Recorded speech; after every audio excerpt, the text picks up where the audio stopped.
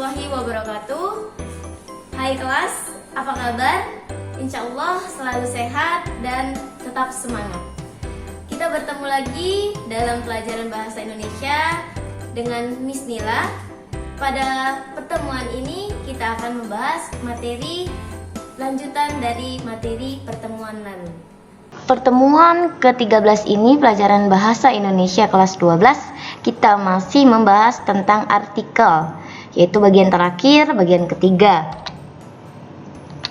Kita sudah bahas kemarin di poin A, B, C, dan D.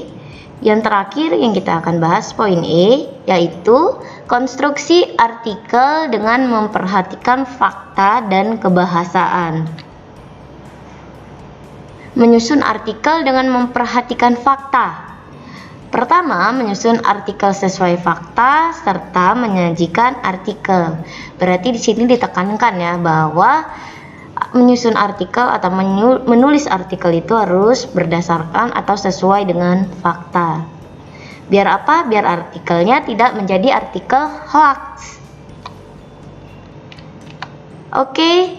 Pertama itu ada judul, pembuka, isi, penutup, atau simpulan. Itu konstruksi artikel. Langkah menyusun artikel. Pertama, menentukan tema. Apa tema yang akan kalian ambil untuk pemula? Apalagi untuk tugas yang sudah Miss berikan, latihan di pertemuan 12 dan 13 ini kan kita membuat artikel. Yang pertama kali sebagai pemula kalian pilihlah tema-tema yang berhubungan dengan erat kehidupan sehari-hari. Yang Miss suruh itu tema tentang lingkungan, rumah atau sekitarnya, dan tentang kesehatan. Itu yang lekat pada kehidupan sehari-hari kita, ya kan? Oke, yang kedua, menetapkan tujuan penulisan. Apa sih tujuan kalian menulis artikel tersebut? Ya. Yang ketiga, menentukan fakta yang berkaitan dengan tema. Apa aja fakta-faktanya? Misalnya, kalau kita ambil tentang kesehatan, kita ambil tentang tips menjaga kebugaran tubuh. Fakta-faktanya misalnya olahraga dengan teratur, makan dengan makanan sehat dan bergizi, seperti itu ya fakta-faktanya. Yang keempat, menentukan opini-opini berdasarkan fakta.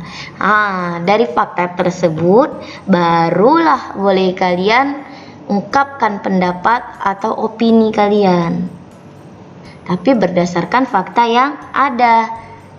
Oke, selanjutnya menyusun opini dan fakta menjadi artikel padu.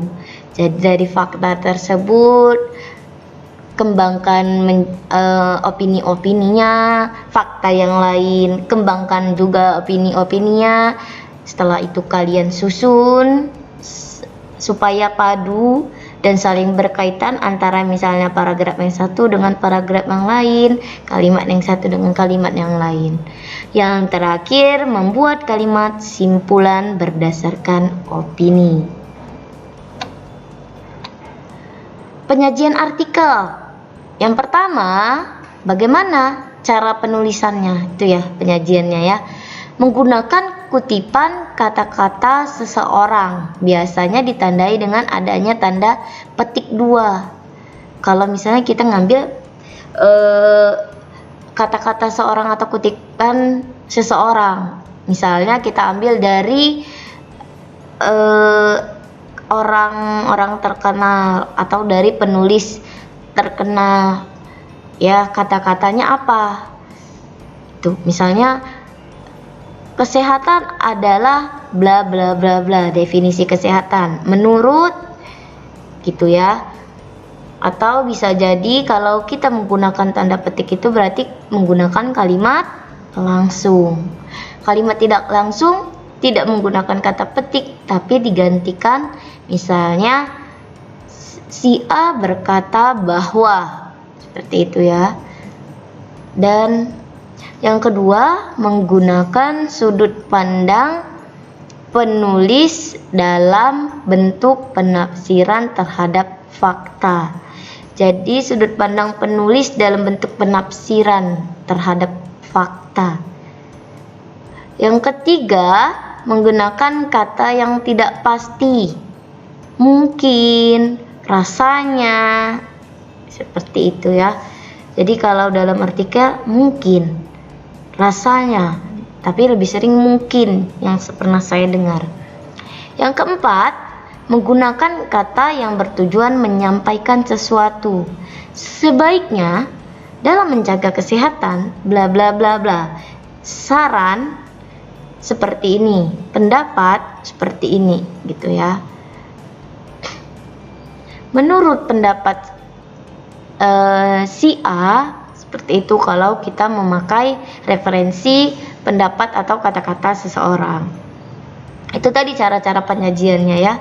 Untuk yang lebih jelasnya saya sudah buat dokumen dalam bentuk link yang bisa memandu kalian dalam membuat artikel sebagai pemula pembuat artikel, atau mungkin ada beberapa dari kalian memang yang sudah sering membuat artikel. Kalian bisa baca yang sudah Miss kirimkan. Oke, itu saja materi artikel kita selesai. Terima kasih. Miss tunggu dengan tepat waktu penyelesaian tugas membuat artikel kalian. Jika ada pertanyaan, jangan sungkan. Hubungi Miss melalui WA grup kelas belajar e-learning kita, atau bisa juga dari WA pribadi saya. Oke. Itulah tadi penjelasan singkat materi kita. Jangan lupa kerjakan tugas yang sudah diberikan. Sekian, sampai jumpa di pertemuan berikutnya. Wassalamualaikum warahmatullahi wabarakatuh.